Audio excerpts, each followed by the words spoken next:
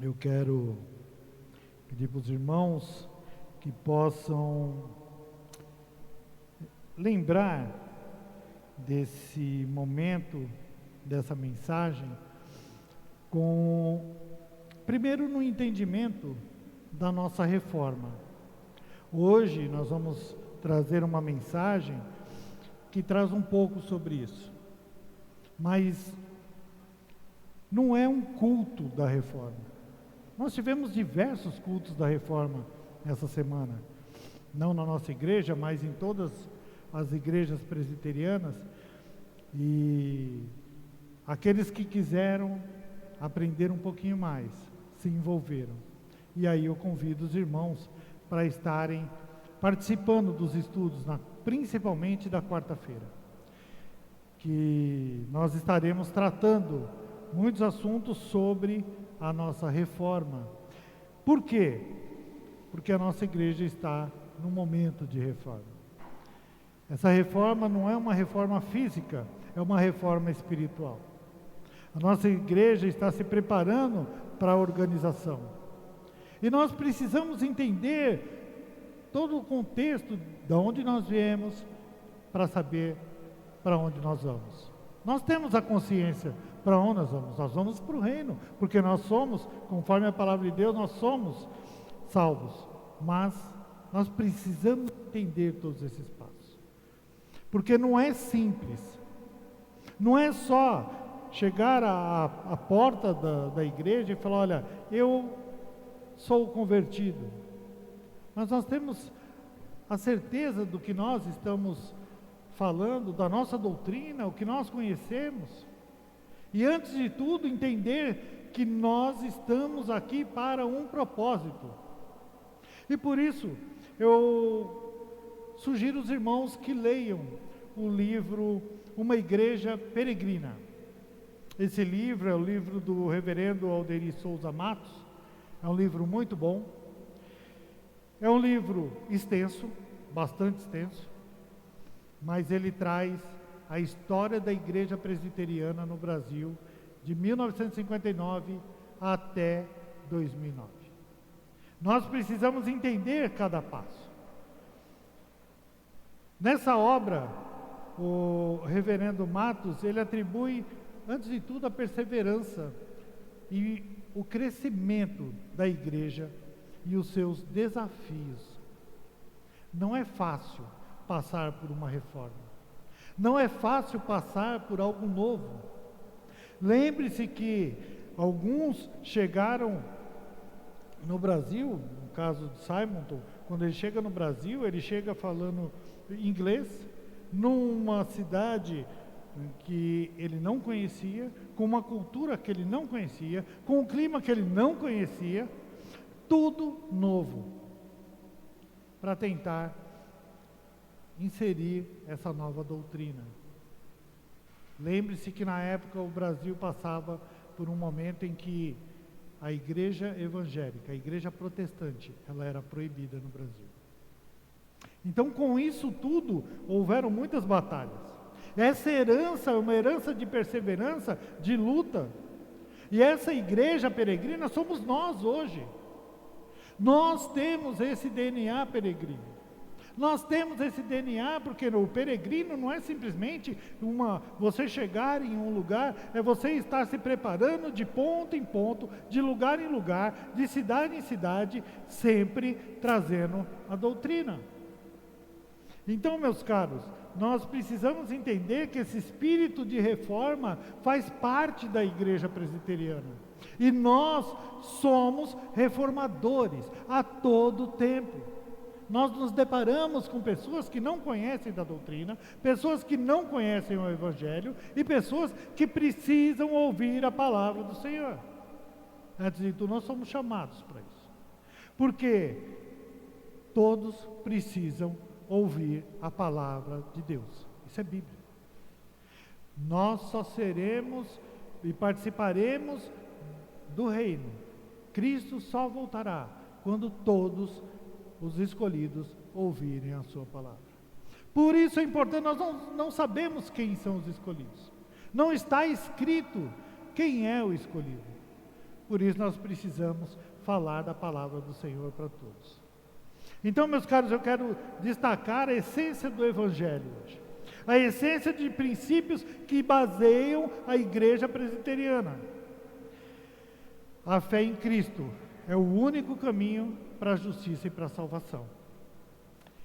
Queridos, quando nós lembramos dessa história da igreja peregrina, lembramos a história de Lutero, de John Hus, John Wycliffe, Calvino e tantos outros que lutaram para poder trazer para nós a condição de podermos abrir uma Bíblia no nosso idioma, falar livremente. E muitas vezes nós não temos a certeza disso, a força disso.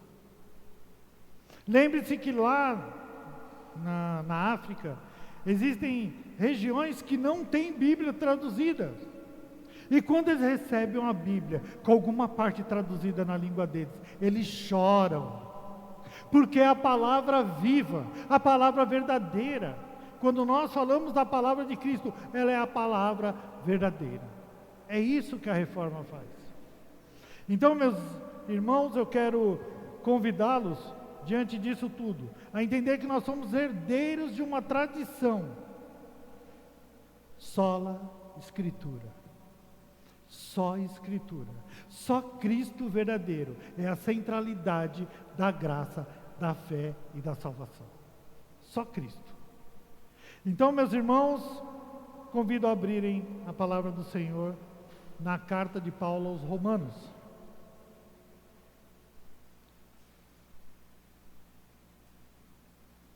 Carta de Paulo aos Romanos, capítulo 1. Nós vamos ler apenas 2 versículos. Versículo 16 e versículo 17. Carta de Paulo aos Romanos, capítulo 1, versículo 16 e 17. Pois não me envergonho do Evangelho, porque é o poder de Deus para a salvação de todo aquele que crê, primeiro do judeu e também do grego. Visto que a justiça de Deus se revela no Evangelho, de fé em fé, como está escrito, o justo viverá pela fé. Vamos orar. Pai, mais uma vez nós te pedimos, Senhor, fala aos nossos corações, Senhor. Usa esse seu servo como instrumento para falar da sua palavra, Pai. E trata, Senhor, a partir do meu coração.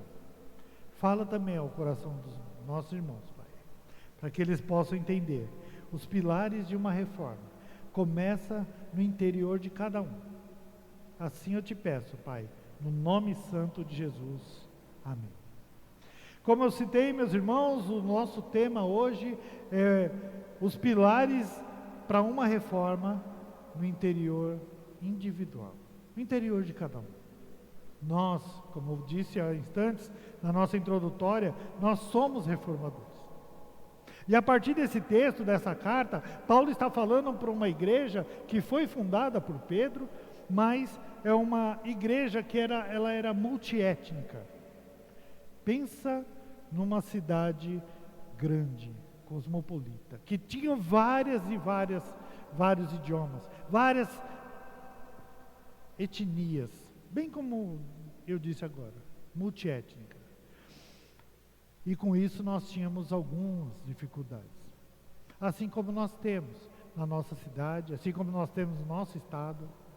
Na nossa cidade nós encontramos cariocas, paulistanos, paulistas, fluminenses, mineiros, né, e tantas outras regiões do Brasil aqui na nossa cidade.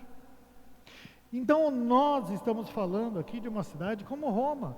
Lógico, não tinha a mesma proporção em população, mas era uma cidade em que tinha toda essa diversidade. E haviam divisões nessa igreja. Essas divisões nessa igreja, por conta do judaísmo e por conta Paulo cita os gregos, mas ali nós entendemos que, e nós podemos falar hoje, são os gentios, são aqueles que não pertencem ao povo judaico, mas que estavam também sendo convertidos, e Paulo tenta trazer para esse povo e falar de uma coisa só, que eles não estavam entendendo, de um Deus único. O intuito de Paulo era unificar os irmãos para a salvação em Cristo nosso Senhor. É o mesmo intuito que nós temos hoje.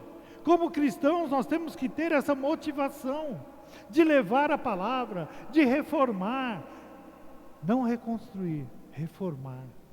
Trazer para as bases centrais de Cristo, trazer para a palavra verdadeira aqueles que não o conhecem.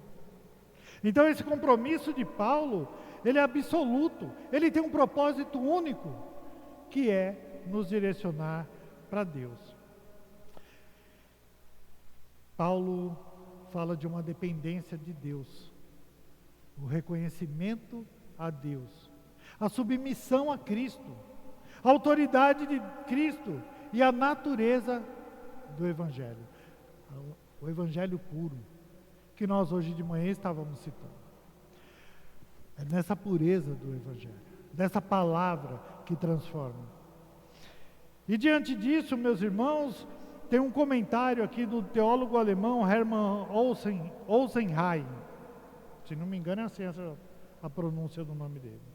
Ele diz que o Evangelho é um ato divino que continua a operar por todas as idades do mundo. O que não em primeiro lugar externamente, mas interiormente. Isso nas profundezas da alma, como nós falamos hoje de manhã, do nosso coração, do nosso interior. Então, a todo tempo, em todo lugar, nós devemos falar, pensar e viver o Evangelho puro.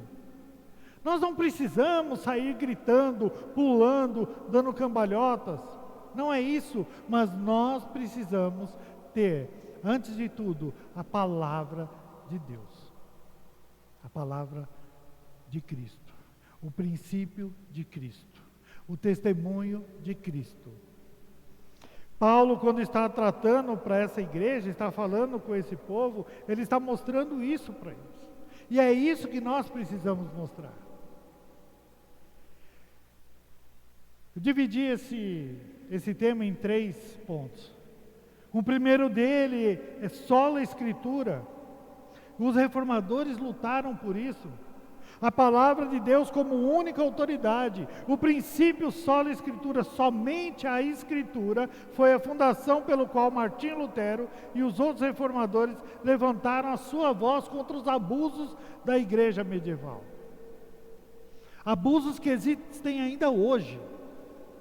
De doutrinas e de igrejas e de pessoas e de povos e de organizações que não reconhecem Deus verdadeiro, que não reconhecem ou não permitem que nós possamos falar de Cristo livremente, que nós não podemos ler a Bíblia de forma livre. Parece estranho nós falarmos isso, porque nós aqui temos essa liberdade. Mas se nós formos em algumas instituições, nós não podemos sequer citar o nome de Deus. O que Lutero e os reformadores estão falando é justamente isso. Somente a Escritura, somente ela que salva.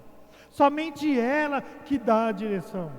E não é simplesmente chegar no local e ler a Escritura. É ter a liberdade para poder falar. É ter a condição de praticar. É ter a condição de usar a nossa fé como ela é verdadeira. E só Cristo Jesus é o único que dá essa condição. A verdade está nele. O próprio Jesus fala: eu sou a verdade, eu sou a vida. É uma palavra viva que nós estamos falando. E quando os reformadores vêm tratar isso, eles vêm dizer justamente que é essa base que nós precisamos ter.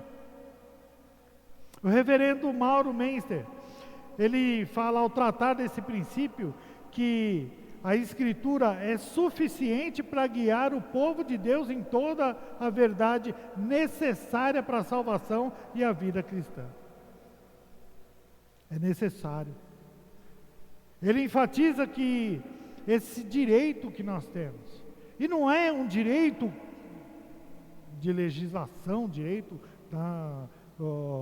positivado, como nós falamos na área, mas é o direito de nós termos a condição de entender quem é Cristo, falar de Cristo, cultuar a Cristo livremente.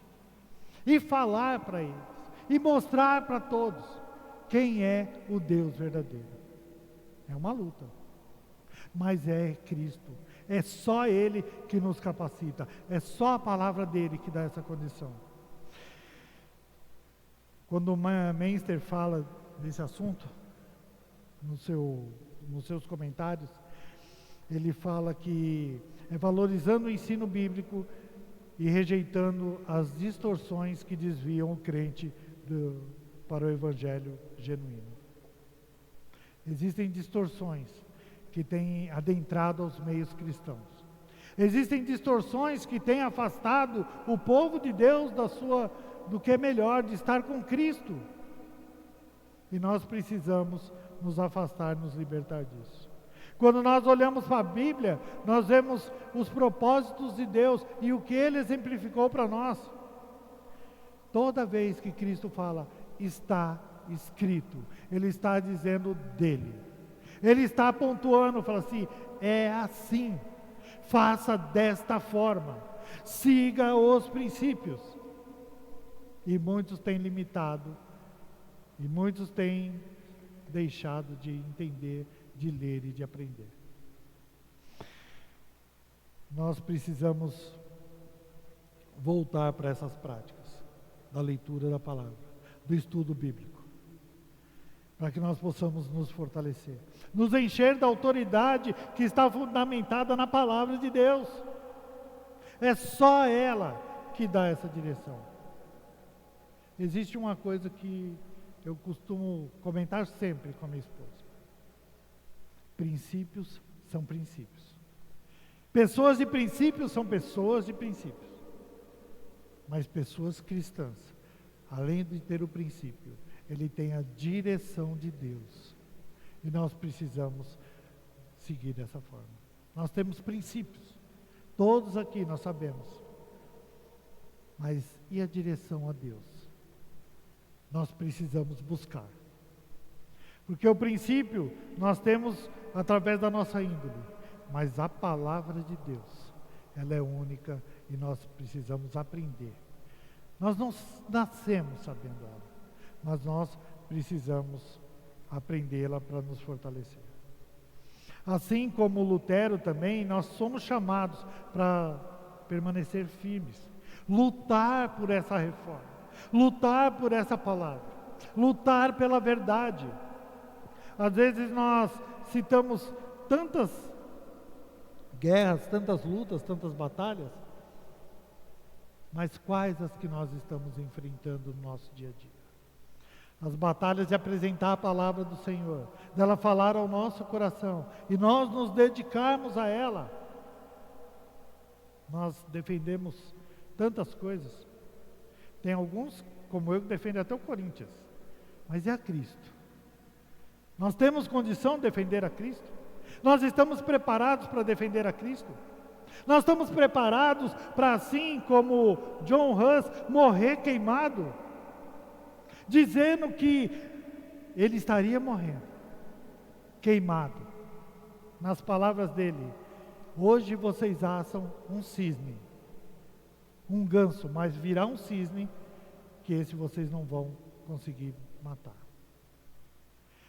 O nome Hus,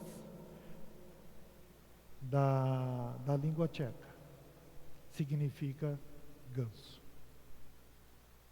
Ele estava falando dele mesmo.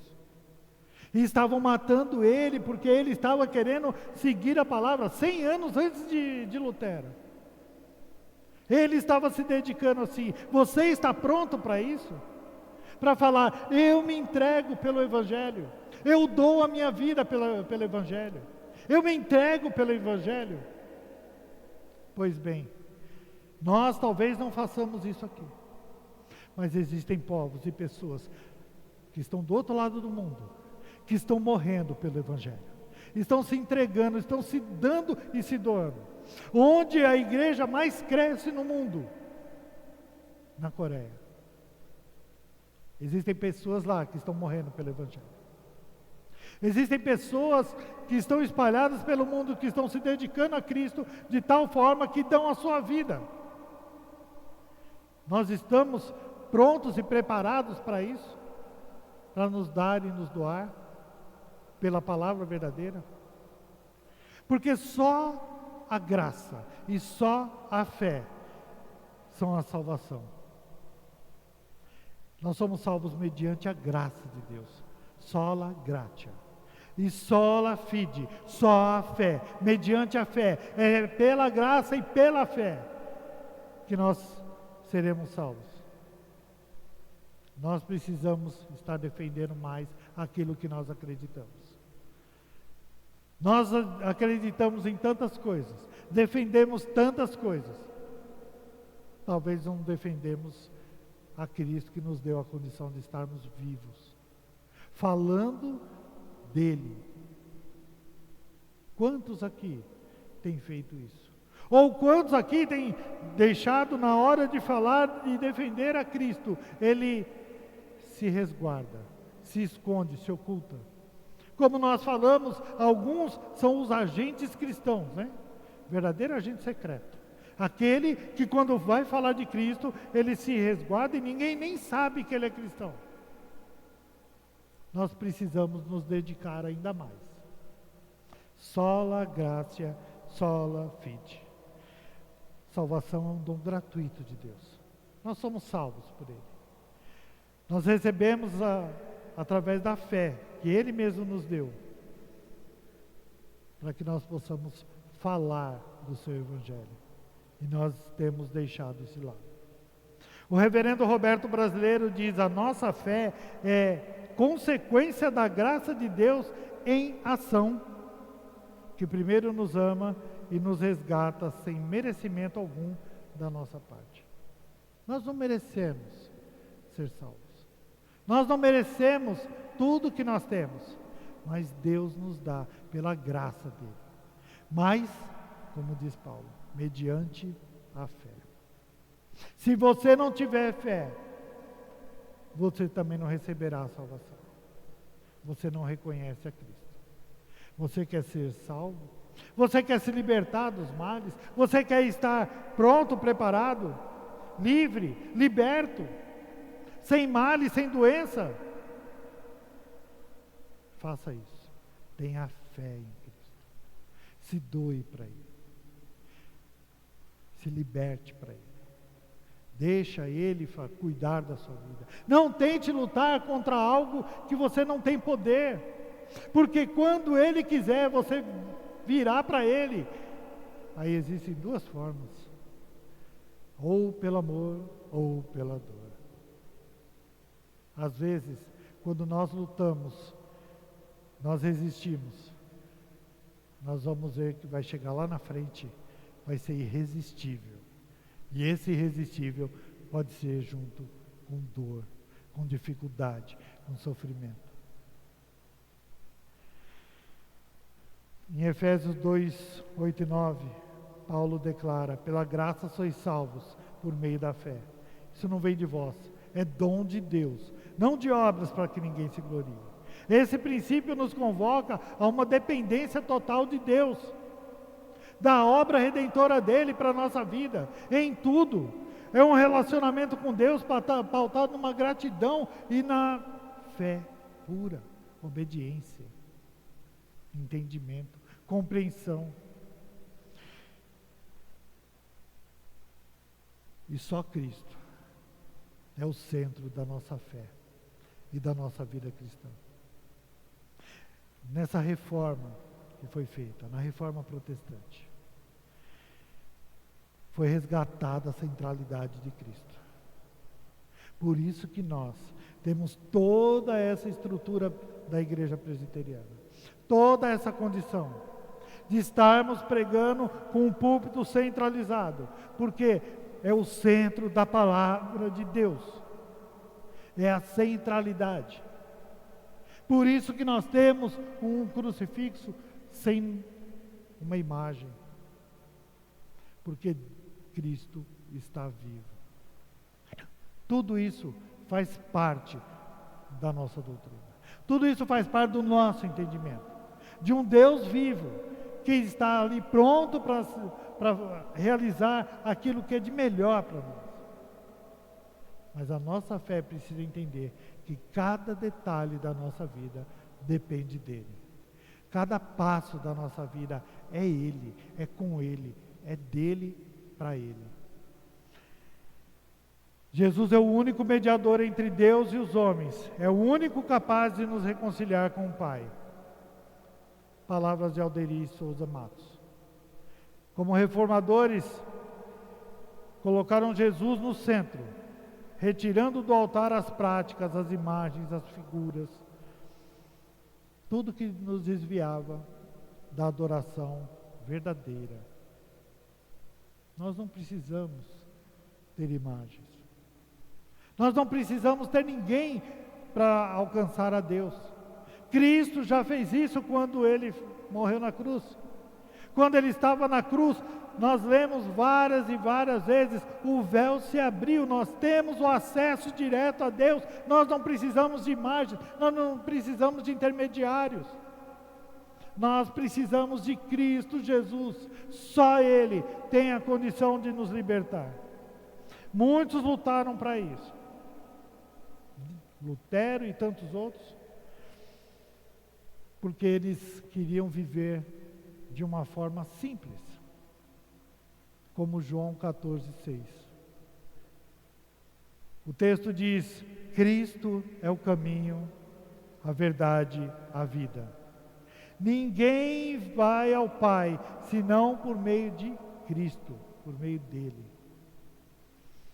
Essa visão reformada, de exaltar a Cristo, é ela que nos dá toda essa condição e esse entendimento. Só Cristo salva, só Cristo dá essa condição, e só Ele, e por meio dele, nós chegamos a Deus. É Ele quem nos dá esse sentido, esse propósito, e nos dá esperança. Nas palavras de Pedro, em Atos 4:12, nos recorda que não há outro para salvação. Pois também debaixo do céu nenhum outro nome há, dado entre os homens, pelo qual devamos ser salvos. É só Deus. Meus irmãos, isso é o que firma o nosso legado reformado.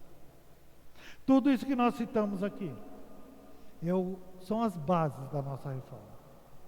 5 pontos que, se nós estivermos firmados nele, nós conduzimos a nossa vida para o caminho certo. Sola fide, sola graça, solo Dio, pela graça de Dio, solo Cristo. 5 solas. São esses pontos que nos mantêm firmes. Foram esses 5 pontos que os reformadores lutaram para que nós pudéssemos estar aqui.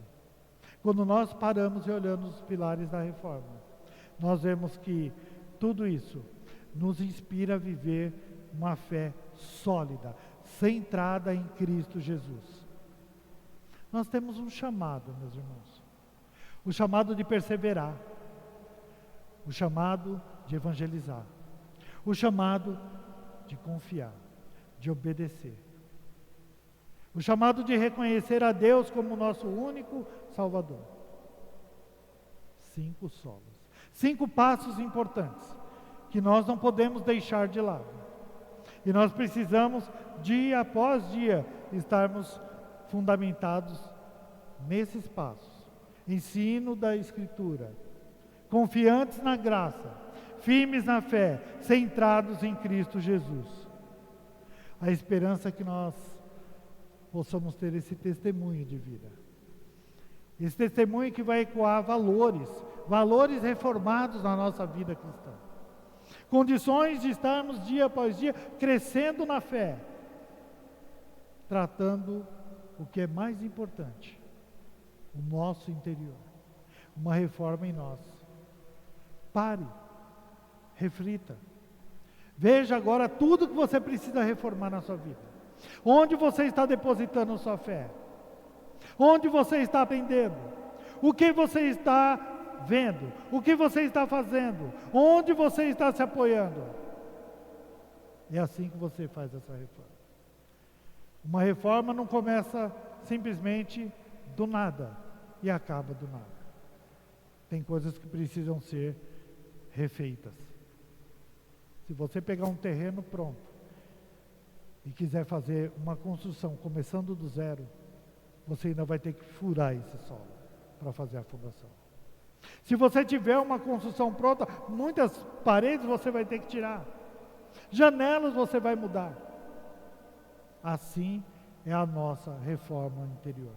Muita coisa vai precisar mudar. Muita luta vai precisar ser feita. Muita batalha vai precisar, muita coisa vai precisar mudar em você.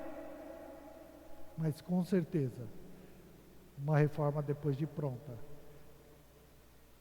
pode ter certeza que essa obra vai ficar linda, acabada, pronta para ser habitada, habitada pelo Espírito Santo de Deus. É assim que nós entendemos a reforma. Meu irmão, minha irmã, que a nossa vida possa ser um proclame da reforma de Cristo, mas que ela comece em cada um de nós, como os reformadores fizeram um dia, mas que nós possamos entender que é só Cristo que vai nos auxiliar nessa reforma, nos preparar e nos abençoar para isso. Amém? Vamos orar mais uma vez? Senhor, mais uma vez nós te pedimos, Pai, nos trata, Senhor, como peregrinos que nós somos. Nós estamos de passagem, Pai, nesse mundo. Mas, Pai, nos fortalece. Nos coloca, Pai, Cristo como centro. Pai, nos trata, Pai, nos fortalece a fé.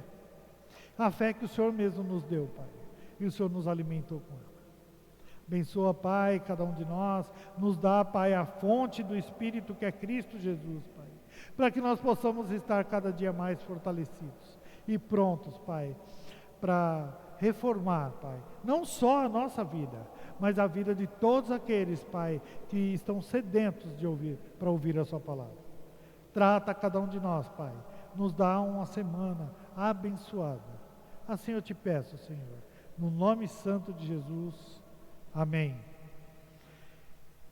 Meus irmãos, para encerrar, eu quero agradecer a presença de todos, num dia chuvoso, mas agradável, porque nós estávamos sofrendo com o calor, né? Aí deu essa amenizada, nós estamos mais tranquilizados. Lembrar os irmãos que de segunda-feira nós temos a nossa reunião das mulheres, na quarta nós temos a alfabetização de adultos, estudo bíblico, na quinta novamente alfabetização de adultos, reunião de oração, no sábado atividade com as crianças. Aqueles que não vieram ontem, nós tivemos um cinema para as crianças, abençoado, maravilhoso. Na outra semana nós vamos fazer um outro cinema aqui na nossa igreja. Eu quero também convidar a todos para domingo, lembrem-se de convidar os demais irmãos que não estão aqui, para participarem domingo às 9h30. Vai ser o nosso dia de prestação de contas. É o dia em que nós vamos mostrar tudo aquilo que nós temos feito para a obra do Senhor, onde nós temos investido os nossos dízimos e ofertas. Tudo que nós estamos usando, as nossas verbas, e onde nós vamos aplicá-las. E por que isso tudo? Porque a nossa igreja está se preparando para a organização definitiva. Então, para o próximo ano, nós vamos estar prontos para isso. Mas nós começamos isso desde já. Então, eu quero convidar a todos para participarem, perguntar, onde é que está sendo aplicado isso, como é que está sendo feito isso, por que não faz assim? Por que isso? Porque a igreja é uma assembleia. Ela não é, a nossa igreja não é uma igreja de um pastor, um presbítero, um diácono, não. Ela é a igreja, a assembleia do povo de Deus. E é o povo de Deus que fala e que decide e aplica onde é que vão as verbas da igreja. Ok? No dia 17 nós temos o culto e a ceia será de manhã também. Então, venha domingo próximo de manhã, participe da Assembleia da Prestação de Contas, à noite o culto, e no outro domingo a ceia e o culto serão só de manhã, no dia 17, ok? Então que todos tenham uma semana abençoada. Mais uma vez, agradeço a presença de todos. Vamos fazer uma oração final para encerrar. Convido todos a estarem de pé para fazermos uma oração final. Mais uma vez, Senhor, nós te pedimos e agradecemos por este culto, Pai. Recebe ele como prova do nosso amor. Pai, fala aos nossos corações, Pai, coloca essa palavra para que nós possamos degustá-la todos os dias, Pai, até o dia da sua volta, para que nós possamos nos preparar, Pai, dia após dia. Nos dá uma semana abençoada, Senhor. Cuida de cada um dos nossos irmãos, Pai. Assim nós te pedimos, no nome santo de Jesus. Amém, amém e amém. Está encerrado o nosso culto.